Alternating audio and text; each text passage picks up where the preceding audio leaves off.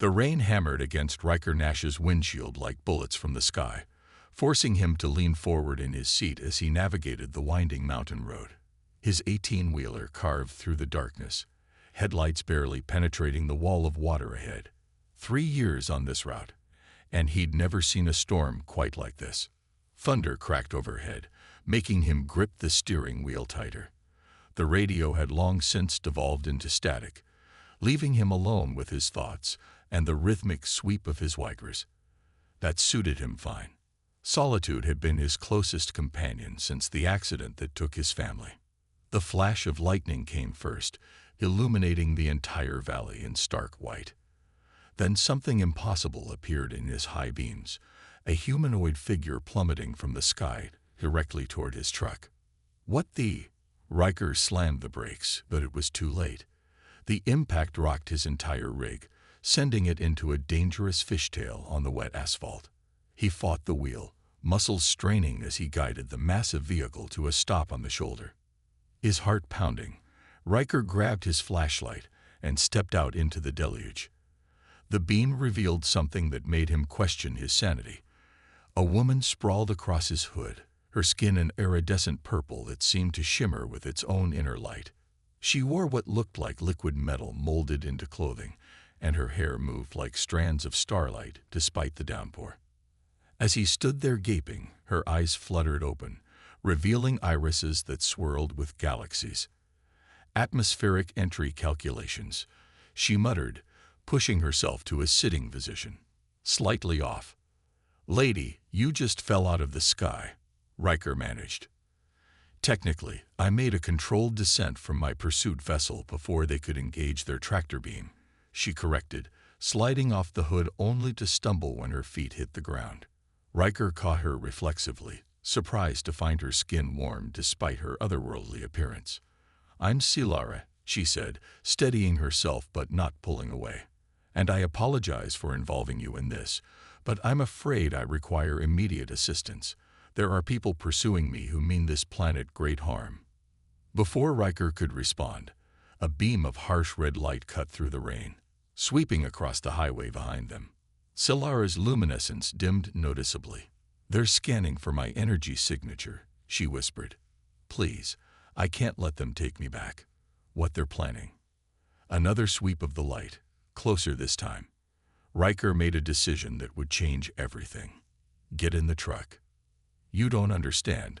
They'll." "I understand you need help, and I'm offering it. Now get in before they spot us." Silara studied him for a moment, then nodded. They'd barely made it into the cab before the search beam passed directly overhead. Riker pulled back onto the road, keeping his speed steady despite his urge to floor it. "They're called the Harvesters," Silara explained as they drove, her voice tight with anxiety. "They seek out worlds with powerful energy cores and drain them dry, destroying all life in the process. Earth is their next target. And you're trying to stop them." Riker glanced at his unusual passenger, noting how her glow had dimmed to barely a flicker. "I'm a researcher. I was supposed to be studying Earth's unique energy patterns. When I discovered their true plans, I couldn't stay silent. So I took something they need for the harvesting process and ran." She pulled a small crystal from her suit that pulsed with an inner light. "Without this, they can't begin the extraction." Riker absorbed this, watching the red search beams fade in his mirrors. "Why Earth? Seems like there'd be plenty of uninhabited planets to destroy." "Your world is special. It has an energy signature I've never seen before, tied to the very essence of life itself. The potential power output is..." She trailed off as thunder boomed overhead, flinching closer to him. "Not a fan of storms. The electrical discharge patterns are rather intense," she said stiffly, trying to maintain her scientific demeanor despite clearly being rattled. Riker couldn't help but smile. "Says the woman who just fell from space." A small laugh escaped her, and her glow brightened momentarily. "Perhaps I should have studied your weather patterns more closely before choosing Earth as my refuge." "Speaking of refuge, my cabin's about 20 minutes up this road. Remote, defensible, and off the grid. We can lay low there while you figure out your next move." Silura's luminescence pulsed with what might have been hope. You'd risk sheltering me, even knowing what might follow. Riker kept his eyes on the road, ignoring the voice in his head telling him this was insane. Way I see it, you're trying to save my planet. Least I can do is offer you a place to hide. She was quiet for a moment, then said softly, "Thank you. It's been a long time since anyone showed me kindness without expecting something in return." Yeah, well. Riker shifted uncomfortably. Don't thank me yet. Still might get us both killed. Perhaps.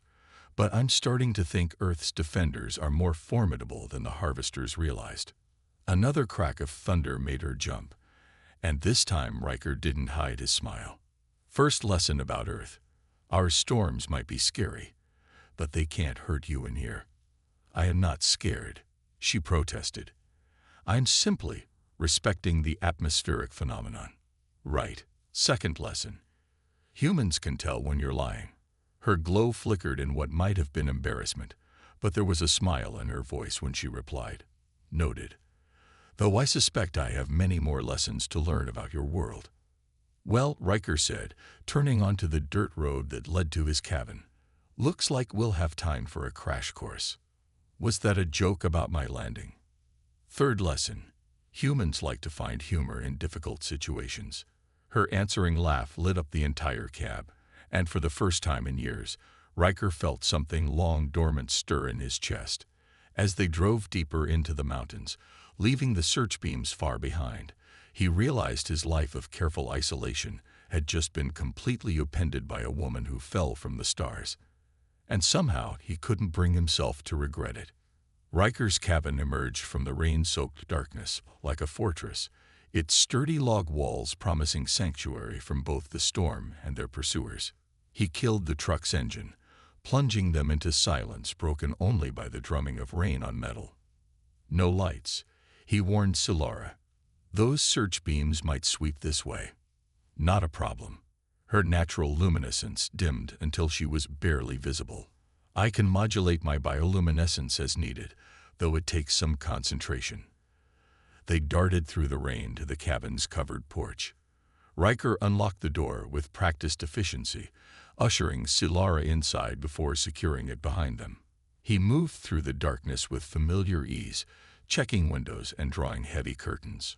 Your dwelling is. Silura paused, searching for the right word as she took in the sparse furnishings and tactical layout. Defensively optimized. That's a nice way of saying paranoid, Riker replied, finally risking a small fire in the wood stove.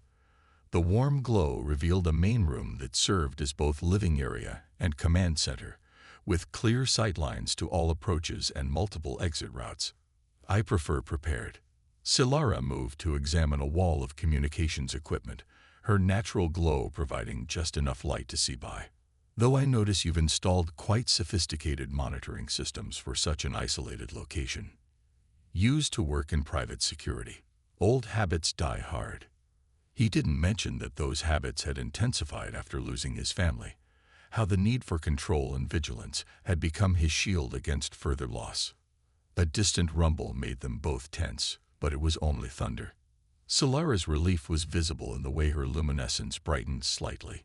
She pulled out the crystal she'd shown him earlier, studying its pulsing core. The Harvesters will be scanning in an expanding grid pattern, she said. This artifact interferes with their equipment somewhat, but they'll find us eventually. I should continue moving, not endanger you further. You can barely stand, Riker pointed out. When's the last time you rested? Her silence was answer enough. He gestured to the cabin's small couch. Get some sleep. I'll take first watch. I don't require. She swayed slightly, catching herself on the back of the couch. Perhaps a brief period of energy conservation would be prudent. Riker hid a smile at her stubborn attempt to maintain scientific detachment. Fifth lesson about Earth. It's okay to admit when you need help. She sank onto the couch with a grace that seemed ethereal, even in her exhausted state. Fourth lesson. Fourth lesson was don't argue with someone offering you a safe place to sleep. Her answering laugh was interrupted by a yawn. Your species has so many arbitrary rules. says the glowing purple alien. She made a sound that might have been a chuckle, but her eyes were already closing. Within moments, her breathing had evened out, though her skin continued to pulse with a soft light like a distant nebula. Riker took up position by the window, rifle ready but unobtrusive. As he watched the rain-slicked darkness beyond the glass, his mind wandered to the crystal she carried. If what she said was true, that small artifact was all that stood between Earth and total annihilation. The weight of that knowledge should have terrified him. But instead he felt strangely calm. Purpose had found him again, even if it came in the form of an exhausted alien refugee. A flash of movement in the trees caught his attention. He tensed, but it was only a deer seeking shelter from the storm. Still, something felt off about the night. The local wildlife was too quiet, as if sensing unnatural predators in their midst. "They're coming." Solara's voice was soft but clear, though she hadn't opened her eyes. "I can feel their energy signatures disturbing the local electromagnetic field." "How long?" "Hours, perhaps. Their scanning equipment is thorough but slow." She sat up, fully awake now despite her earlier exhaustion. "I should show you how to use the crystal. If something happens to me." "Nothing's going to happen to you." The fierceness in his voice surprised them both. Her glow brightened momentarily. "You barely know me. I could be lying about everything." "Are you?" "No. But then we'll figure this out together." He moved away from the window to sit beside her. "Now show me how this crystal thing works." She studied him for a long moment, her galaxy-filled eyes seeming to peer into his soul. Finally, she pulled out the artifact. Up close, its pulsing light seemed to move in time with her own bioluminescence. "It's called the Heart of Harmony," she explained. "My people created it centuries ago to help maintain balance in planetary energy fields. In the right hands, it can heal worlds. In the wrong ones, it becomes a weapon." She nodded. The harvesters discovered they could use it to accelerate their extraction process, making it more efficient, but also more devastating. No life would survive. "How do we stop them?" "We." Her luminescence flickered with surprise. "You crashed into my truck. Pretty sure that makes us partners in this mess." A small smile curved her lips. "I suppose it does." She held out the crystal. "Here. It responds to emotional energy as much as physical touch. Let's see how it reacts to you." Riker hesitated only a moment before taking it. The crystal felt warm in his palm, its light steady but unremarkable. Then Solara covered his hand with hers, and everything changed. Energy surged between them, the crystal's glow intensifying until it matched her own alien radiance. The sensation wasn't uncomfortable, more like standing in sunlight after a long winter. "Extraordinary," Solara breathed. "The resonance patterns. I've never seen anything like it. Your species shouldn't be capable of interfacing with the heart at all, let alone achieving this level of synchronization. Is that good or bad?" "It's..."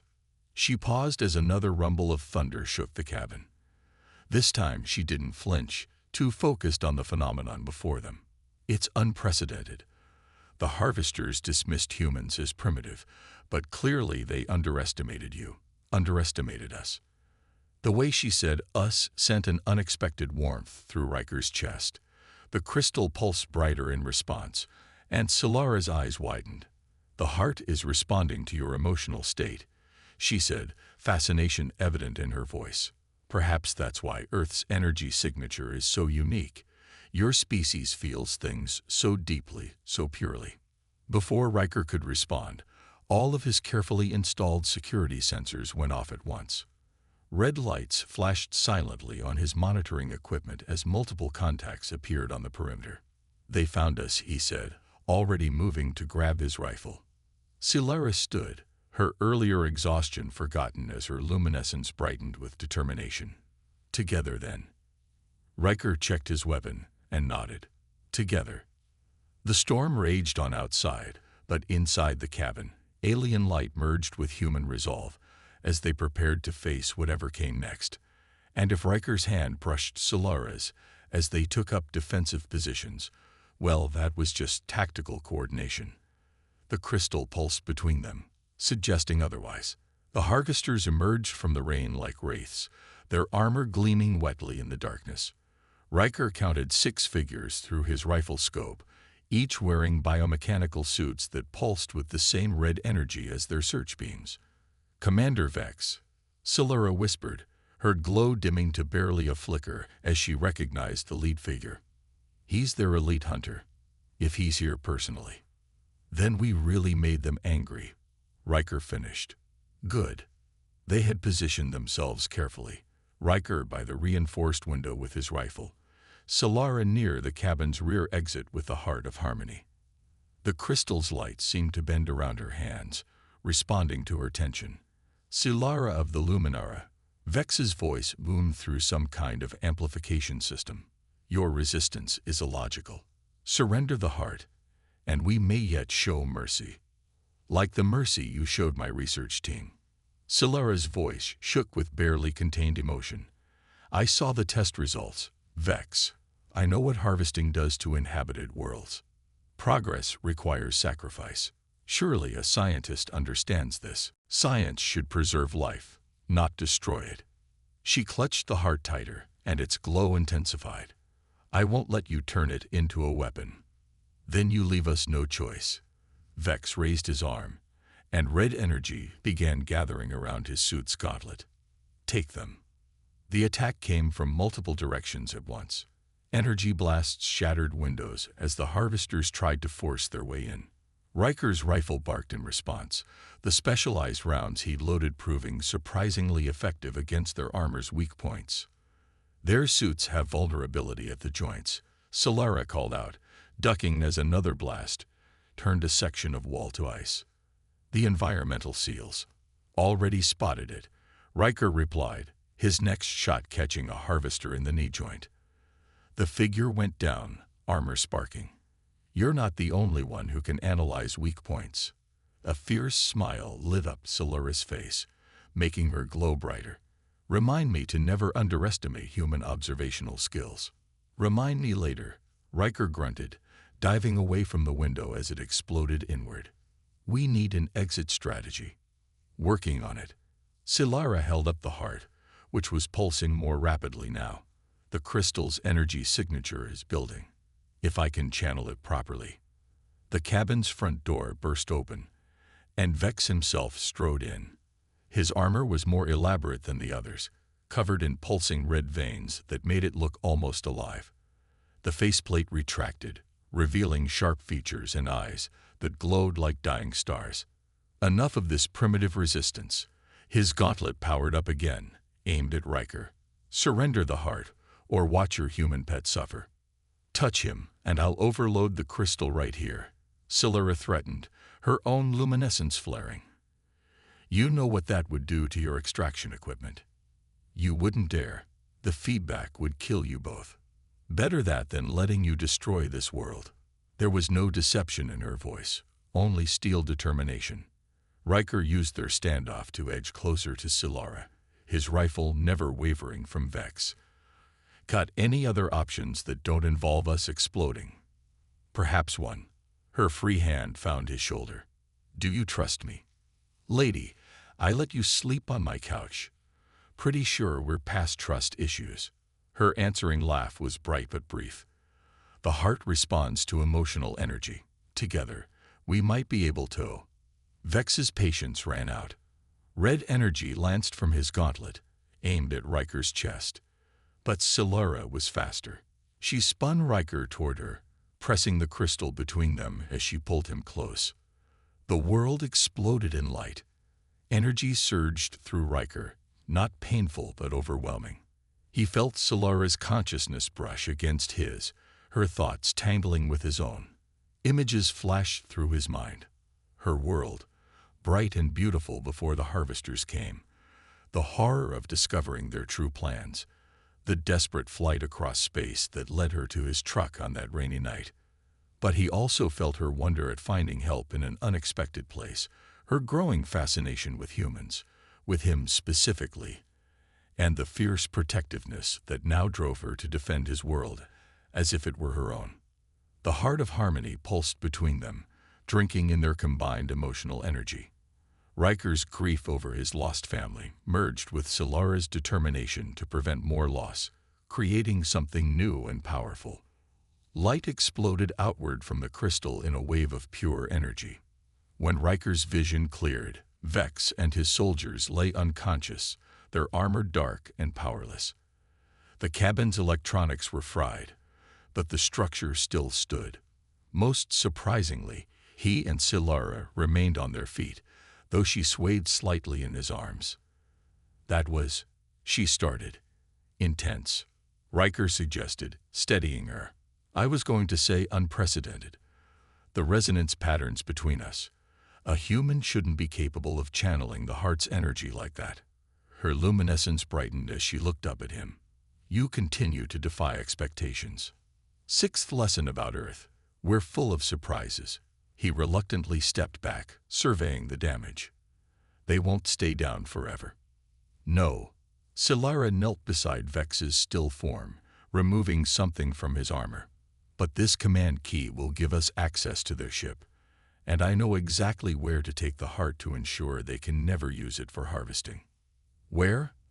"There's a hidden sanctuary, built by those who originally created the heart. If we can reach it." She stood, swaying again. Riker caught her elbow. "First you need to rest. That light show took a lot out of you." "There's no time. Once they report our location." 2 hours, he said firmly. "Just enough to recover some strength and let me grab supplies. You're no good to anyone if you collapse." She started to argue, then sighed. "Your species can be remarkably stubborn," says the woman who crashed into my truck rather than give up. Her glow pulsed with amusement. "Perhaps that's why we work so well together. Matched levels of stubbornness." Among other things. The words slipped out before he could stop them. Solara's luminescence brightened noticeably, and the heart gave an answering pulse from where she still held it. "Yes," she said softly. "Among other things." They began gathering supplies, moving around each other with an ease that belied how recently they'd met. Outside, the storm was finally breaking, stars peeking through gaps in the clouds. Riker caught Solara watching them with an unreadable expression, having second thoughts about staying on this primitive planet. She turned to him, her galaxy-filled eyes serious. "No, I'm starting to think I was always meant to find my way here." The heart glowed brighter in response, and Riker didn't need alien technology to know she was telling the truth. Somehow, in the middle of an interstellar crisis, he'd found something he thought he'd lost forever, a reason to let someone in. Now he just had to make sure they both lived long enough to explore what that meant. Dawn painted the mountains in shades of gold as Riker's truck wound through back roads, keeping to lesser-used routes to avoid detection. In the passenger seat, Solara studied the command key taken from Vex, her luminescence fluctuating as she processed its data. "Their ship is hidden in an abandoned quarry 50 miles north," she reported. "The sanctuary's coordinates are locked in its navigation system. We'll need to access it directly." "So we're stealing a spaceship?" Riker couldn't quite hide his smile. "Just another Tuesday on Earth." "Is vehicle theft common among your people?" That was a joke. Seventh lesson about Earth. Sometimes humans use humor to cope with absurd situations, like helping an alien fugitive steal an interstellar vessel. Her own glow pulsed with amusement. "Exactly." He checked his mirrors again, more from habit than immediate concern. "What's our biggest obstacle once we reach the ship?" "The neural interface requires harvester biosignatures to activate." But she held up the heart, which seemed to shine brighter in the morning light. "I believe we can use the crystal's energy to bypass their security, especially given our unique resonance." Neither of them mentioned how that resonance had felt, the way their minds had touched during the battle at the cabin. Some experiences defied scientific analysis. A flash of red on a distant ridge caught Riker's attention. "We've got company." "Reinforcements." Solara's glow dimmed as she tracked multiple signals. "They're trying to herd us towards something." The answer came around the next bend. A massive energy barrier stretching across the road, humming with crimson power. Riker yanked the wheel, taking them off-road before they could crash into it. Hold on. The truck bounced violently as they cut across rough terrain, threading between trees. Behind them, more barriers sprang up, trying to box them in. They're using portable containment fields, Silara explained, bracing herself against the dashboard. Standard capture protocol for valuable targets. Good thing I don't like being contained. Riker guided them down a steep embankment, using every bit of his driving skill to keep them upright. The truck's suspension groaned in protest. The heart. Silara's voice was tight with concentration as she held the crystal. It's responding to the barriers, if I can match the frequency. Do it. She pressed her hand to the truck's frame, and suddenly both she and the vehicle were suffused with soft light. When the next barrier appeared, they passed through it like it wasn't there. Now that's useful, Riker grinned. Why didn't you do that before? Because it's drawing heavily on both the heart's power and my own energy reserves. I can't maintain it for long. As if to prove her point, her glow flickered dangerously. The crystal's light wavered in response. Save your strength. Riker spotted a familiar landmark ahead. There's an old railroad tunnel coming up. Should lose them in there. They burst through another barrier just as Silara's power gave out, her luminescence dimming to almost nothing. The tunnel's entrance loomed ahead, a dark maw in the mountainside. Riker killed the headlights as they plunged in, driving by memory and feel. Fascinating, Silara murmured, her weak glow providing just enough light to see her fascinated expression. Your species deliberately carved through mountains for transportation purposes. We're persistent like that.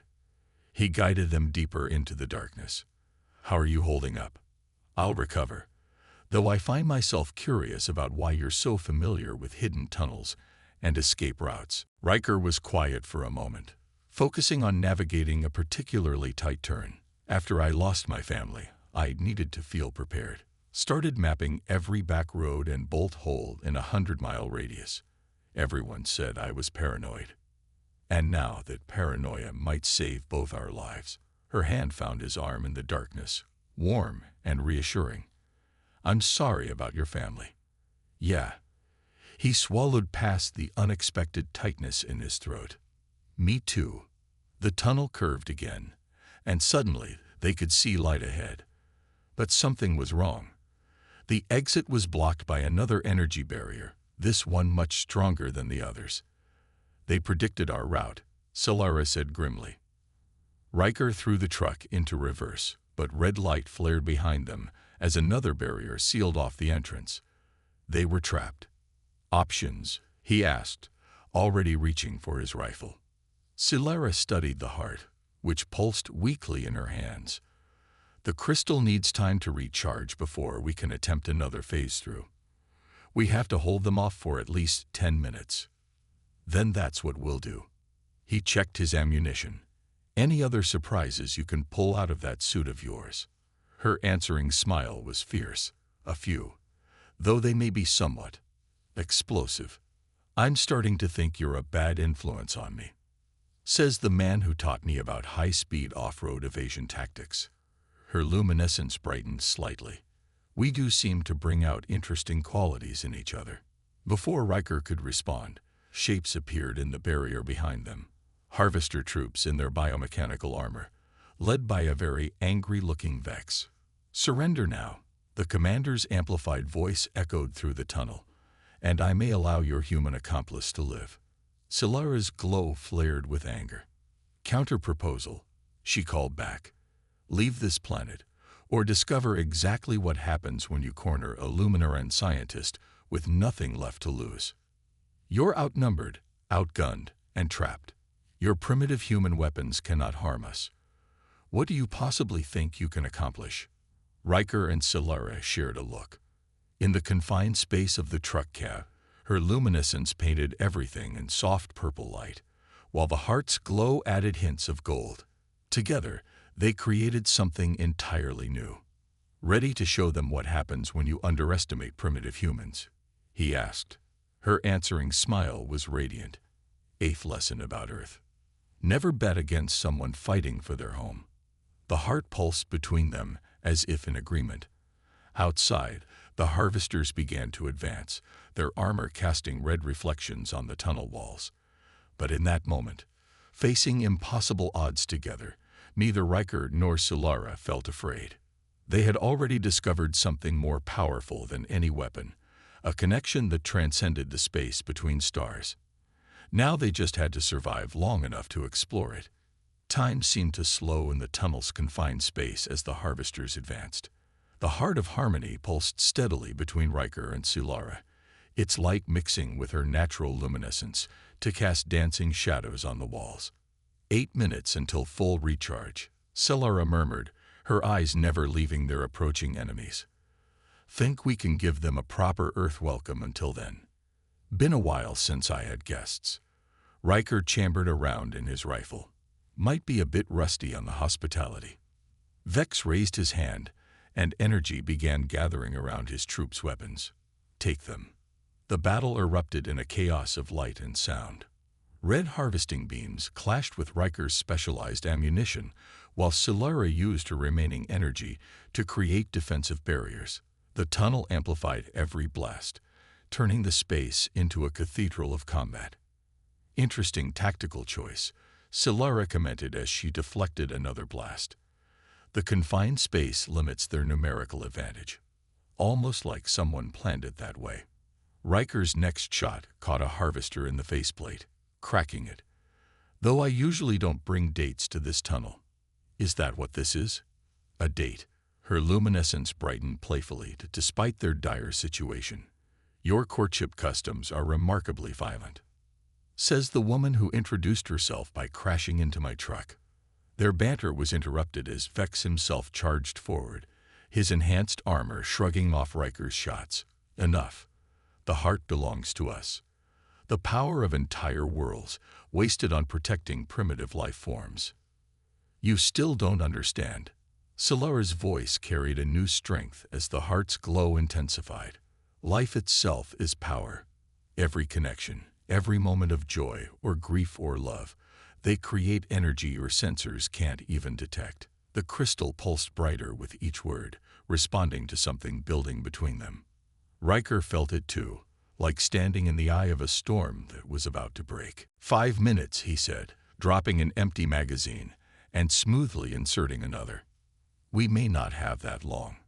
Solara nodded toward Vex, whose armor was beginning to emit an ominous red glow. He's preparing to overload his harvesting systems.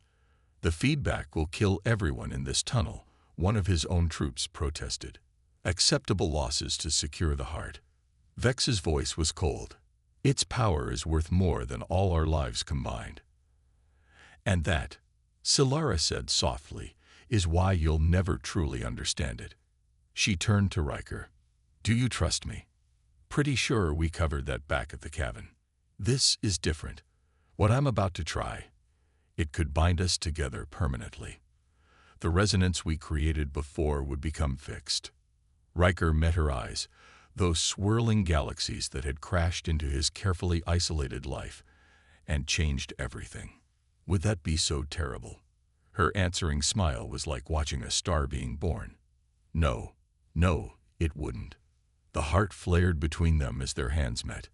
This time, when their minds touched, there was no resistance.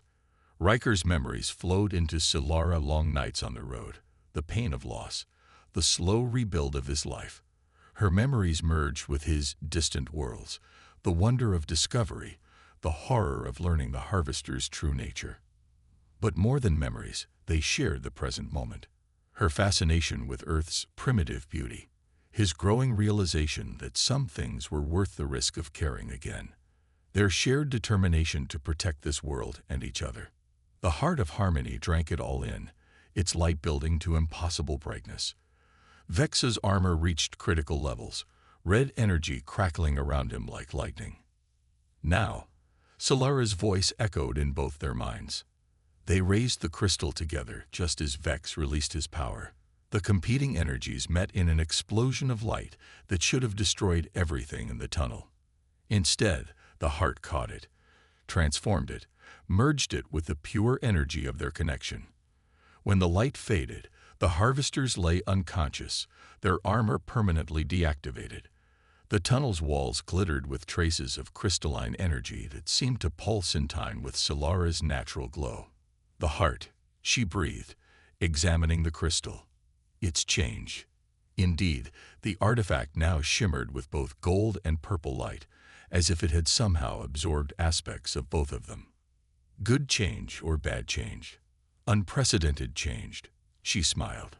It's as if it evolved. The harvesters wanted to use it to drain worlds, but instead it's become something new, something that could help worlds flourish. Like some kind of cosmic matchmaker. Her laugh filled the tunnel with light, more like a bridge, between worlds, between species, between hearts. Riker helped her to her feet, neither of them mentioning how natural it felt when she leaned into him. So what happens now? Now, she looked toward the tunnel's exit where dawn was breaking.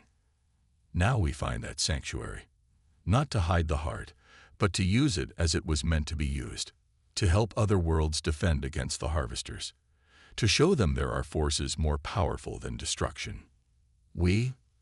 Her luminescence pulsed with emotion.